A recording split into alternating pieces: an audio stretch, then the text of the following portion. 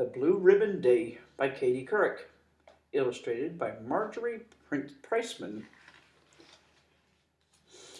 Great dedication page and a note to readers. Ellie McSnelly and Carrie O'Toole raced down the hall of Brookhaven School. They stopped when they saw a big sign on the door that read, "Tryouts for soccer, tomorrow at 4." Carrie said, "Great, let's give it a whirl. I'd love to be known as a cool soccer girl. Our skill and our speed are now terribly needed. We'll beat 'em, we'll bust 'em, we'll be undefeated." Saturday came and the sky was bright blue. Carrie hardly could wait to show what she could do. When the clock struck 1:30, she screamed, "Mom, I'll see ya. I'm heading to tryouts to be the next Mia." She got there and saw Ellie running so fast, her ponytail waving at the girls as she passed. Over here," Ellie heard Carrie shout. Carrie ran up to kick, but instead, she wiped out. She watched Patty Smiley moving downfield, passing to Ellie with grace and with zeal. Ellie dribbled and passed. Wow, she was on a roll. Then she got the ball back and she kicked in a goal. And so practice went for the rest of the hour. Ellie said, "That was fun, but I sure need a shower." Carrie said, "When it comes to this game, Elle, you rule. I'll see you on Monday." And Ellie said, "Cool." Carrie was glad she'd gone out on a limb, till she saw the big sign hanging up in the gym. The following girls come to Saturday's game. Carrie looked, and she looked, but could not find her name.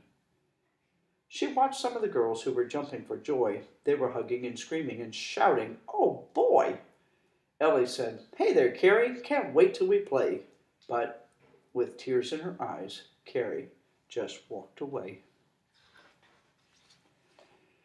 Ellie followed her out and said, "Please, Carrie, wait. You should be on the team. I think you played great." Carrie said, "Thank you, Ellie. That's really so sweet. But I'm no good at soccer. I've got 2 left feet." When Carrie got home, she was feeling so blue.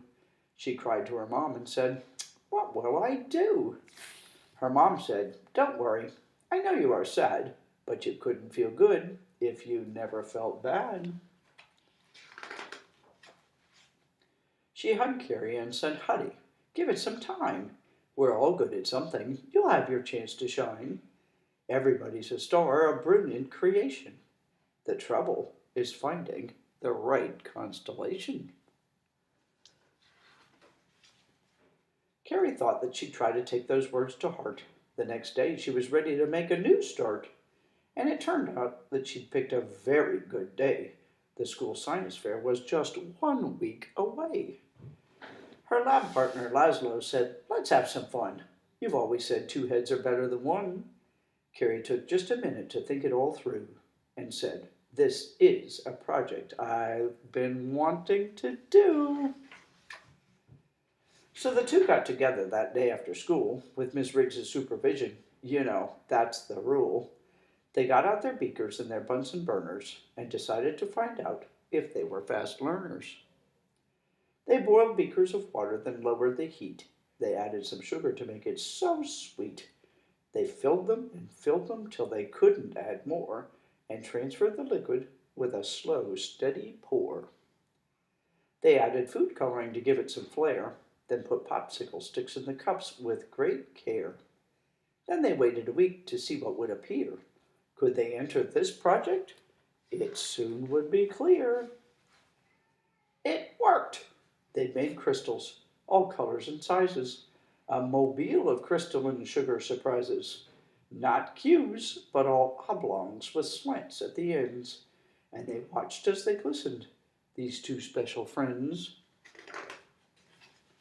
They submitted their project, one of 23, and the next day the whole school was invited to see all the budding young scientists and what they could do, and on Carrie and Laszlo was a ribbon so blue. They did it! First place in the school science fair. They screamed and they hugged and they jumped in the air. Ellie ran up and high-fived them and said, "I'm so proud to know two budding Einsteins." And they all laughed out loud. The next day it was Carrie who was feeling so proud as she stood in the midst of a big cheering crowd.